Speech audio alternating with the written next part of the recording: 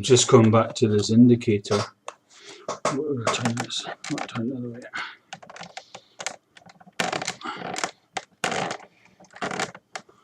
Yeah, just going back to this indicator.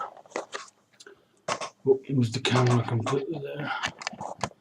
Just using this cheapo webcam. I'm not kind of sat right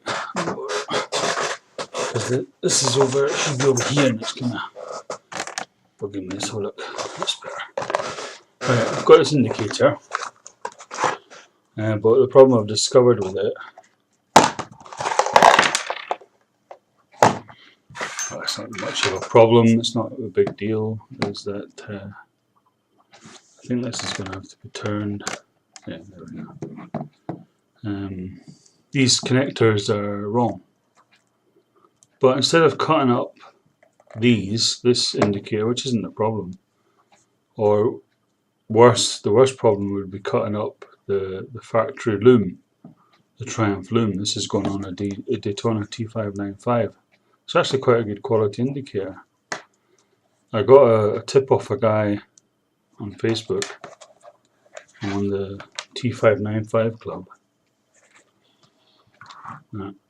If you dismantle that, the camera needs to be down a bit so you can see more of the, because you kind of move around when you're looking down at what you're doing and not looking at the screen, you can't see properly. You just need a number 1 screwdriver. Get a little screw in here, nice and gentle. Get it out. They're always a wee bit stiff, these, because they're going in. They're tapper, self-tapper, going into a piece of brittle plastic, you know. A long self-tapping screw. Just get that. Let's screw out. That's it. It's pretty straightforward to do. It's quite a clever design, actually. It's the lens there. The usual is just put the screw in the lens. Never lose it. Take the bulb out. Push down. It's a nice tight fit. Bulb comes out, and then if you look at this, kind of the way they designed this.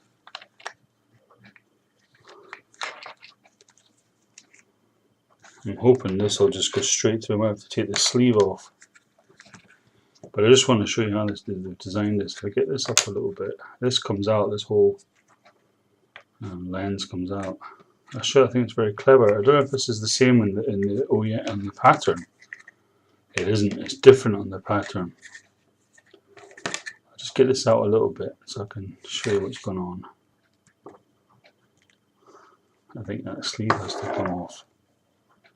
I wonder if that's difficult to do.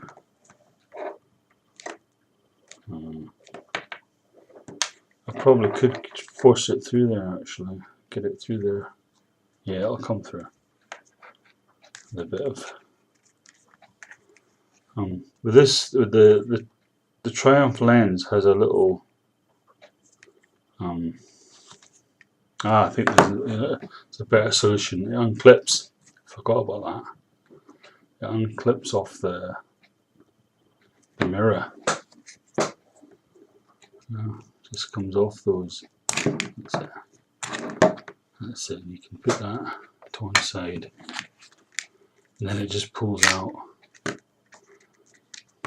It's the theory, anyway. It just pulls out of there. Just gently pulls out of there. That's just a wee bit bent. So we bend that back. That contact. Bend it slightly, not too much. Just enough to get it out. There we go. And what you do is you get the Triumph wire from your old indicator that's all broken. The bit that's broken on the old indicator is the thread. But what is, funnily enough, it's holding itself together because I run a die down the standard thread, and it now seems fine. I really didn't expect it to be okay. So I bought this, but it won't go wrong. It'll be useful at some point. Anyway, you take this cable out and you put the Triumph cable in. Now, where it differs, this indicator differs from the Triumph indicator. See this? Let's see if I can get this. Show you this properly. It's difficult because everything's in reverse. It's got a little stay there that keeps the stock on. Yeah, that's the stay comes out. The little fork leg thing comes out. I can get it out. Probably need a set of pliers. Probably wiggle it out. I'll get the little tool just to force that out. Get some underneath it. There we go. That comes out of there, and this stock should just pull out. So it almost comes completely to bits. I think the only thing that's molded is this this screw. Once they start turning, it's new indicator time. If they start turning in that body, it's time to get a new indicator. But where it differs, this one differs. The Triumph one has that little stay actually on the lens. That's the only difference, and then it clips in. So it's slightly different to the OEM. And of course the putting it back together is just the opposite.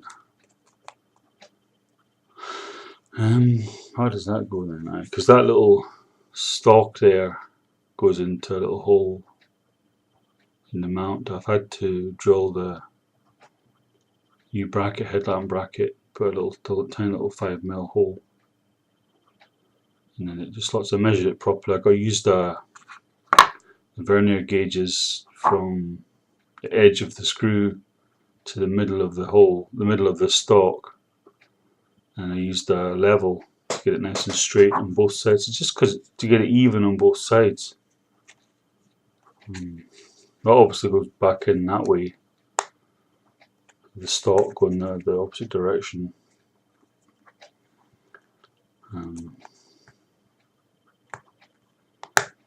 He says it was quite stiff to get out anyway. But I'm quite impressed at how easily they come apart. That's it. And that was a good tip about just getting the Triumph wiring loom. You don't have to cut any wires, you don't have to butcher anything up. Pretty straightforward, and that goes back in. It just pushes in nice and gently, and this goes back in. And it only goes in one way because the screw hole lines up on that side, see? So it can only go in one way, that. Put the little bulb back in.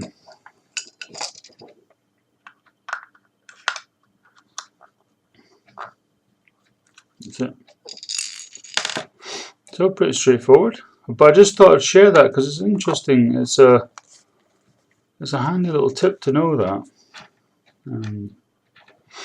So I could put this on theoretically, although the thread is holding on the standard indicator, but I could put it back in because I notice it is kind of,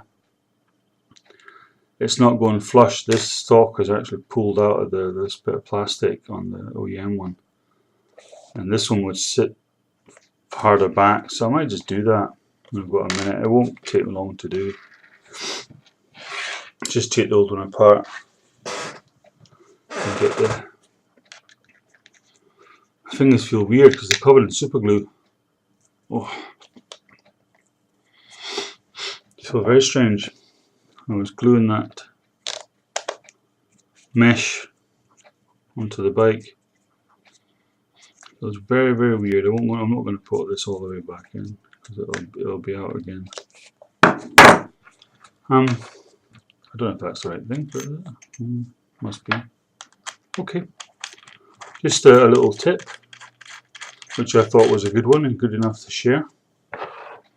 Thank you for watching.